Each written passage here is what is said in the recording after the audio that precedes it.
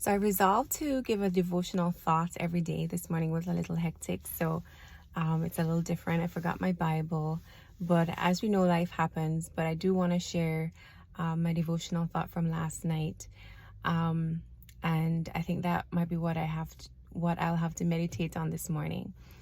And it was on Judges 9, and what I found interesting about the account was Judges 9 is about Jotham, who was the son of Gideon. And you may know Gideon from his army of 300 that with God and through the angels, they defeated, his army of 300, they defeated, I think it was a big army, the Midianites army. And Gideon had died and he left 70 sons. And the 70 sons were, the judges over Israel. And Gideon had, I guess, a half son or stepson, or he wasn't as legitimate as the 70, right? And one day he felt like he wanted to be king over Israel, and he went to his brethren in Shechem and he said, will you guys make me king over you? After all, I am your brethren. Isn't it better for one person to reign than 70 people to reign? And his brethren said, okay, they acquiesced to him, and they said, okay, and they gave him 70 pieces of silver, and he bought with it, he got with him like men to come with him, and he killed off 70 men who were, his brothers, not even his full brothers, but they were his competition basically. And so he got rid of the competition, but one of the brothers got away. His name was Jotham.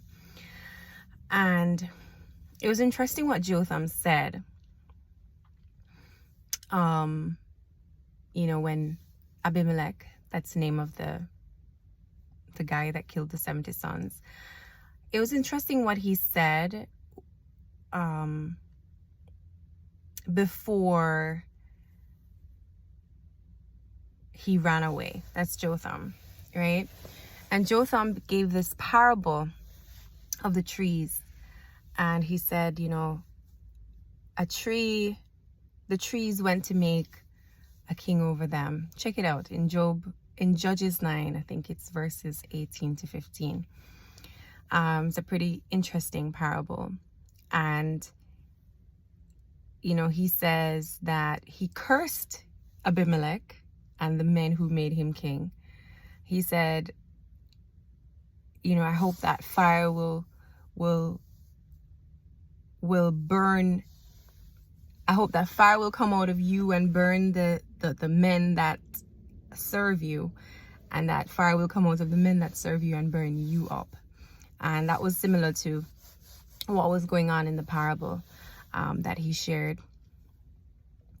And then he ran away, and he hid himself, and he allowed God to avenge him and his brothers.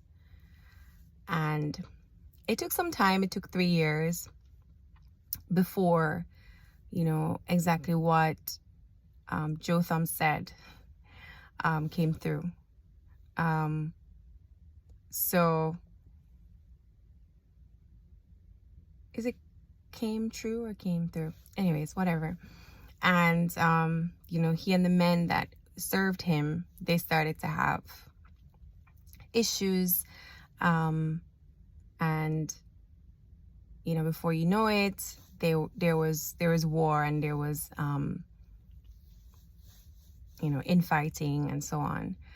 And even though he won Abimelech, even though he won a few battles, you know, he started to get a little bit ahead of himself. And the story goes that he went to a place that had a high tower, and the citizens got away from him, and a woman dropped a millstone on his head, and he was embarrassed that he didn't want the story to be told that a woman killed him. And so he asked one of his men to thrust a sword through him so that he would die. And of course the story is still told that a woman killed him. But the moral of the story is that when we ask or allow God to fight our battles for us, it may take some time for us to see what he's doing or how he's doing it. But, you know, we just got to be patient and wait on him. And I also learned something that for myself, you know, not to be afraid to stand up or speak up for yourself, even if it means that you have to run away afterwards. But speak up, stand up for yourself, and, you know, allow God to avenge you.